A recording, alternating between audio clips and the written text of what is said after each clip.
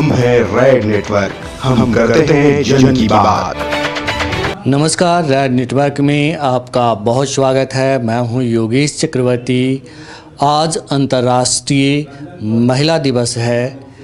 देश की आधी आबादी इस दिन अपने अधिकारों को लेकर आवाज़ उठाती है, लेकिन ये कह सकते हैं कि ये बस प्रतीकात्मक होता है। आज भी देश की महिलाओं की स्थिति बद से बदतर है। इस मसले पर हमारे साथ बात करने के लिए बिहार के पूर्व डीजीपी अशोक कुमार गुप्ता की पत्नी आशा गुप्ता जी हैं। इनकी अपनी एक पहचान है, ये खुद समाज सेविका हैं और गांव तक जाकर के महिलाओं को जागरूक करने का काम करती हैं। आशा जी, रेड नेटवर्क में आपका बहुत स्वागत है। धन्यवाद। ये बताएं कि आज अंतर्राष्ट्रीय महिला दिवस है। इस मौके पर देश की आधी आबादी को आप क्या कहना चाहेंगी? सबसे पहले तो मैं अंतर्राष्ट्रीय महिला दिवस पर सभी महिलाओं को और लड़कियों को मैं बधाई देती हूँ। मैं आज के दिन मैं ये चाहूँगी कि महिलाओं को भी बराबर का अधिकार मिलना चाहिए। और हमारी महिलाओं के साथ बहुत भेदभाव होता है। मैं गांव-गांव बहुत सारे गांव में जाती हूँ, वहाँ की तो स्थिति और भी बदतर है। बहुत सारी समस्या हैं जिनको सभी को अभी बता देना तो संभव नहीं है, लेकिन आप जो पूछेंगे मैं बताऊंगी। जी। एक चीज़ है कि जो सत्ता प्रतिष्ठान है, जो सरकारें होती है, जो राजनेता होते हैं, जो तंत्र को चलाता है, वो बातें तो बड़ी बड़ी करता है, दावे तो बहुत बड़े बड़े करते हैं, लेकिन जो देश की आधी आबादी है उसको अपने वोट के हिसाब से यूज करना चाहता है। अभी जैसे मोदी जी ने 3 तलाक को लेकर बिल लाए। 3 तलाक से भी कई अहम मुद्दे थे इस देश में, लेकिन वो उसको नहीं छुआ गया। जैसे महिला आरक्षण बिल था। क्या कहेंगे आप इस पे? बहुत दुर्भाग्य है कि आज़ादी का इतना साल बीत गया, लेकिन आज के दिन भी हमें कहीं भी अपना अधिकार के लिए बहुत लड़ना पड़ता है। सांसद हो या कहीं भी कोई भी सरकारी स्थान हो, नौकरी के लिए या किसी भी चीज़ के लिए महिलाओं को आधी भागीदारी मिलनी चाहिए, जो नहीं मिल रहा है। तो महिलाओं के साथ बहुत भेदभाव हो रहा है। महिलाओं के साथ बहुत भेदभाव हो रहा है। आप जब गांव में जाती हैं तो गांव की महिलाओं की स्थिति के बारे में कहा जाता है। मैं भी गांव में जाता हूं रिपोर्टिंग के लिए, तो देखता हूं कि उनकी स्थिति बहुत ही दयनीय होती है। ना तो पहनने के कपड़े होते हैं और उनका स्वास्थ्य देख करके पता चलता है कि उन्हें खाने के लिए क्या मिलता है। आपका अनुभव कैसा है इस बारे में? बिहार के सैकड़ों गाँवों में मैं गई हूँ, यहाँ समझिए तो हज़ारों गाँव में मैं गई हूँ, लेकिन वहाँ तो जो बड़े घर हैं, कुछ जिनको खेत बाड़ी है, अच्छा घर है, उनकी स्थिति अच्छी है, लेकिन ज़्यादातर खासकर दलित महादलित का जो टोला है, उनकी स्थिति तो बहुत ही बदतर है। वहाँ तो अब खास पता चलता है कि सरकार का कोई भी योजना वहाँ तक पहुँच नहीं रहा है। ना वहाँ पे सही से रोड बना हुआ है, ना वहाँ पे सही से चापाकल है। कई जगह तो औरतों को 2-2 किलोमीटर तक चापाकल से पानी लेकर आना पड़ता है, नदी से या चापाकल से। बाथरूम जो कह रहे हैं मोदी जी, हमारे प्रधानमंत्री जी, कि स्वच्छता के लिए हर जगह बनाया जा रहा है शौचालय, लेकिन ये शौचालय के लिए अगर 10,000 रुपया मिल रहा है तो मैं पूछती हूँ कि क्या 10,000 रुपये में शौचालय बन जाएगा? उसमें भी अगर सही पूछिए तो आधा तो लोग कमीशन खा जाते हैं, और 5,000 6,000 अगर मिलता है तो 6,000 में क्या शौचालय बनेंगे? जाके गांव-गांव देखें कि शौचालय बना कि नहीं बना। सिर्फ कागज़ पर दिखता है और बड़े बड़े जगह पे दिखता है कि हाँ शौचालय बन गया। बहुत ही खराब स्थिति है। और स्कूल बच्चियों के लिए, लड़के तो चलिए गांव से बाहर निकलकर भी पढ़ लेते हैं, लेकिन लड़कियां तो वहाँ स्कूल, सरकारी स्कूल सब बंद पड़ा रहता है, कई महीने से स्कूल नहीं खुलता है। मास्टर जी आते हैं, मास्टरनी जी आती हैं, खिचड़ी पकाने में या खाना बनाने में लग गए, किसी तरीके से खाना बना, उनको सरा गला खाना खिलाया गया बच्चों को, और उसके बाद जो है पढ़ाई के नाम पर जीरो। कोई भी शिक्षित अच्छे शिक्षक नहीं हैं, उनको कुछ भी जानकारी नहीं है। उनसे अगर 4 लाइन पूछ लीजिए तो उनको आता नहीं है, वो क्या पढ़ाएंगे हमारे बच्चों को। और लड़कियां के साथ तो और मुसीबत है कि वो बाहर जाकर भी नहीं पढ़ सकती हैं। तो पहले तो शिक्षा का वहाँ पे उसको ठीक करना होगा। स्कूल को जो है वहाँ पे ठीक से चलाने के लिए वहाँ पे कड़ाई से पालन करना होगा। और चिकित्सा केंद्र सब जो होता है वहाँ भी जाइए तो ना दवा मिलता है, ना वहाँ पे ठीक से जो है डॉक्टर आते हैं, कभी आए कभी नहीं आए। वहाँ के जो कर्मचारी हैं वो बहुत बदतर तरीके से बात करते हैं। तो ये सब बहुत सारी समस्या है, गरीबी बहुत ज़्यादा है, बहुत ही मतलब गरीबी है। तो ये सब महिलाओं की स्थिति देखकर मुझे बहुत बुरा लगता है। जो भी मुझसे संभव हो सकता है मैं करती हूँ, लेकिन मैं अकेला कितना कर सकती हूँ।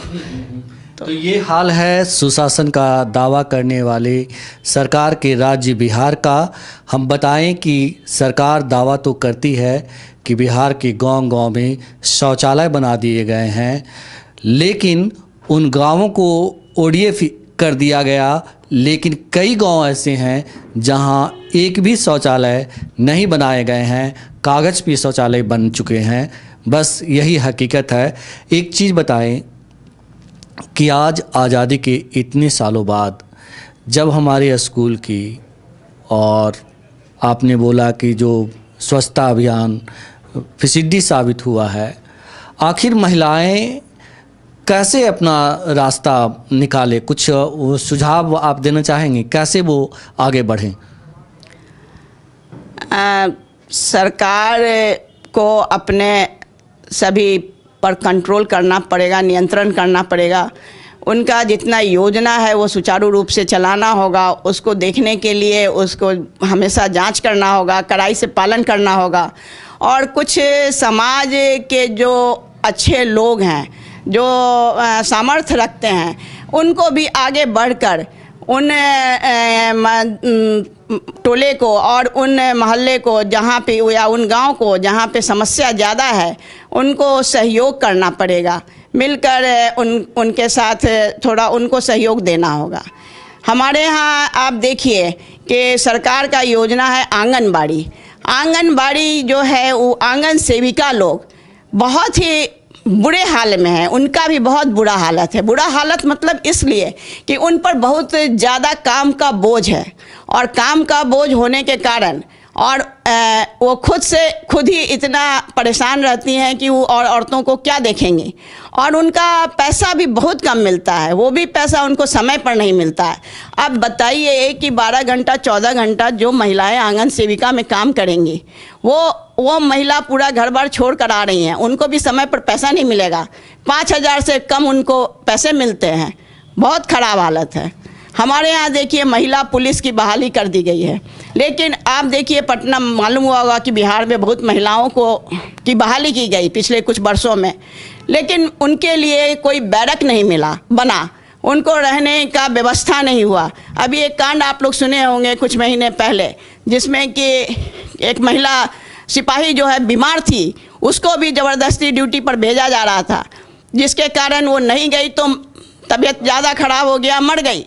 और सारी महिला पुलिस ने जब स्ट्राइक किया, हंगामा किया, तो उनको सस्पेंड करके रखा गया है। तो बताइए भाई कि महिला को आप बहाली कर लेते हैं और उनके लिए कोई जो है ना रहने का व्यवस्था है, ना बैरक है, ना बाथरूम जाने का व्यवस्था है। बस वो कैसे रहेंगी, क्या करेंगे, इसका कोई सोचने वाला नहीं है। जी जी जी जी। आपके जो हस्बैंड हैं अशोक गुप्ता जी, वो बिहार के पूर्व DGP रहे हैं, इतने बड़े पद पे रहे हैं, अब वो राजनेता बनने जा रहे हैं। तो आप उनके लिए क्या पटना साहिब क्षेत्र की जनता को कुछ कहना चाहेंगे? मैं बहुत सहयोग कर रही हूँ, कि पुलिस में भी जब तक रहे अशोक कुमार गुप्ता जी, जितने दिन 35 वर्ष नौकरी किए, सेवा किए, जनता उसमें भी जनता की ही सेवा किए और बहुत ईमानदारी से किए, जिसके लिए उन्हें 2 बार राष्ट्रपति पुरस्कार भी मिला है। अब आगे मैं भी उनके साथ जुड़कर जनता के बीच 6 साल से पिछले समाज सेवा कर रही हूँ। तो जब हम लोग पटना में घूम रहे थे और घूमते हैं, पटना घर भी है हमारा, जानकारी भी है, तो पता चलता है कि सांसद जी तो 5 साल में आते हैं चुनाव समय और फिर वापस चले जाते हैं। पटना की बहुत सारी समस्याएं हैं, बहुत समस्याएं हैं। सरेआम महिलाओं को और बच्चियों को जो है छेड़खानी होता है, कॉलेज के बाहर लड़के रहते हैं और कहीं से भी बच्चियों को कुछ भी जो है सेफ्टी नहीं है, तो ये सब समस्या है। फिर व्यवसायी का अपहरण और मर्डर हो जाता है, तो ये सब बहुत सारी समस्याएं हैं। जल जमाव का समस्या, यातायात का समस्या, ये सब देखते हुए या बहुत जगह जाते हैं गांव-गांव, बिहार पटना का बहुत सारा गांव तो आपको फतुआ, दनियावा, खुसरोपुर, आपको इधर गौरी चक, संपत चक, आपको दियारा, बख्तियारपुर का दियारा सब है। तो सब में जाते हैं, देखते हैं, बहुत समस्या है। और सांसद जी को तो कभी कोई देखा ही नहीं और वो लोग में बहुत निराशा है। तो जिसके कारण इतना 6 साल से जब घूम रहे हैं तो हम लोगों का लगा कि नहीं, समाज सेवा का ये भी एक स्रोत है कि अगर हम लोग सर जो है पॉलिटिक्स में आए और एक सांसद बने तो पावर ज़्यादा मिलेगा, तो उससे कुछ काम कर सकते हैं। अकेला हम लोग कितना काम करेंगे। तो इस कारण से पटना संसदीय क्षेत्र से, पटना साहिब से खड़ा हो रहे हैं। जी सर। रेड नेटवर्क से बात करने के लिए आपका बहुत शुक्रिया, धन्यवाद। आप देख रहे हैं रेड नेटवर्क। आपसे गुजारिश है, YouTube पर रेड नेटवर्क से जुड़ने के लिए इस सब्सक्राइब बटन पर क्लिक करें। सब्सक्राइब बटन के साथ ही घंटी बनी हुई है, उस पर जरूर क्लिक करें ताकि जब भी हम नया वीडियो अपलोड करें आपको तुरंत इसकी जानकारी मिल जाए और आप लगातार जुड़े रहें रेड नेटवर्क के साथ।